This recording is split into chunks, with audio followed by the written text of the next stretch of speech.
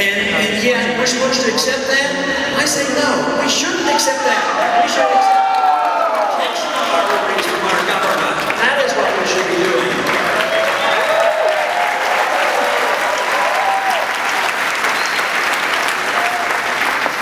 Another downside on the enforcement of the drug laws is that I consider this one area where there's still a lot of discrimination in this country. There's a lot of talk about the race wars going on and the fighting and the squirming around, but sometimes I think they miss the point where real discrimination occurs. I believe it's the enforcement of the drug laws. I believe that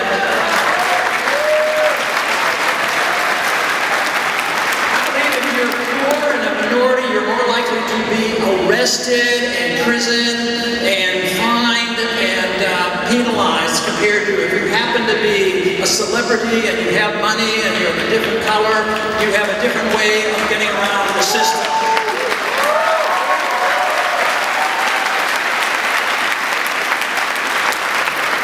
So one of my daydreams have been, and I think it's still possible it's going to happen, is just like in the 1930s, the early 1930s, the country woke up and said, you know, this prohibition of alcohol is for the birds.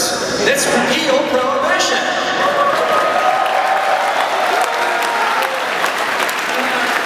That, of course, is what we should do.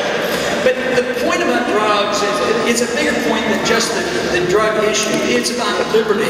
Who is supposed to be responsible for your safety and you taking care of yourselves and what happens you have? Now, if you use drugs or alcohol, obviously if you do harm to others, you need to be penalized, you need to be in prison or whatever. But if somebody is using drugs and the government comes in and causes all this harm, this is a different problem. I, for one, think drugs are very, very dangerous. Matter of fact, not only do I think the so-called illegal drugs are dangerous, I think the legal drugs are very dangerous too. I have to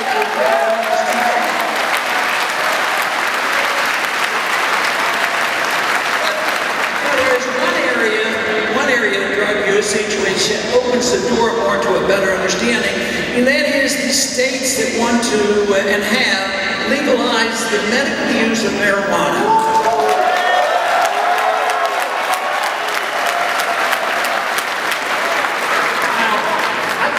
Same category as freedom of choice, or you deciding whether or not that might help a person medically, as I would say that you ought to have the right to make your own decision on whether or not you want to drink raw milk.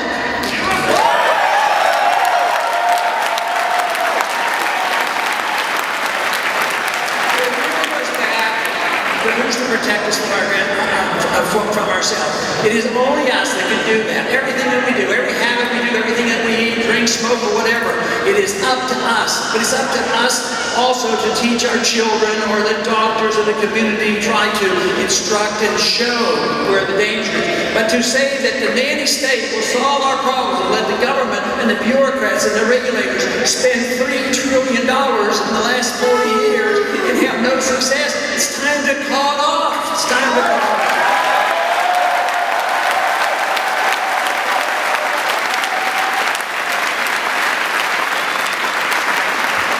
A lot of people worry about this idea of legalizing freedom because they might misuse their freedom. And then they'll say, well, if they misuse their freedom, then they will become a ward of the state. Well, maybe that's the problem. Because if you alone suffer the consequences of making mistakes, it's a lot different than if you become a ward of the state and you can go to your neighbor, your government, and say, you take care of me because, you know, I didn't wear a helmet and therefore you have to take care of me, and that's when you depend on the government to solve all our problems. But the whole idea, though, is allowing us the right to our life.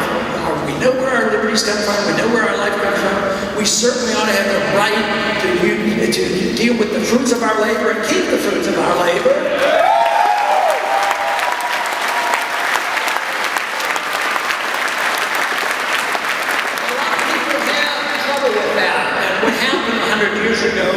Somebody along the way philosophically took something that the founders gave us, and that was a unified concept of liberty. That economic liberty and personal liberty is one of the same, doesn't right to your life.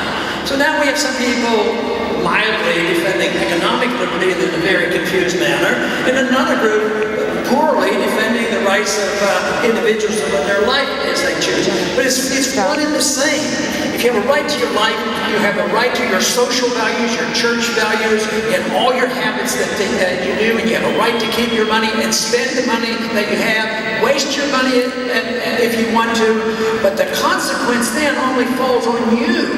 But if you turn those responsibilities over to the government and the bureaucrats, it costs you a lot of money, and they don't solve the problem one bit. So I don't have very much faith in office.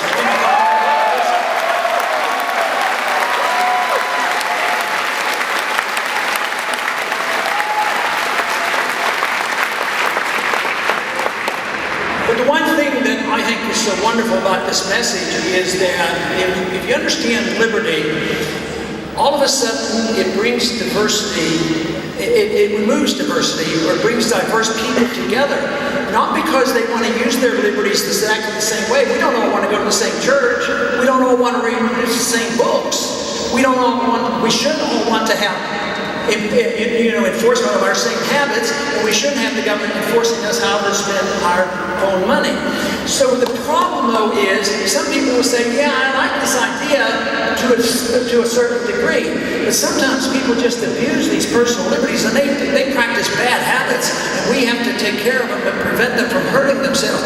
What they're saying is they think that if you're allowed to make your own choice, and you make a choice that they don't like, that you've endorsed what they do.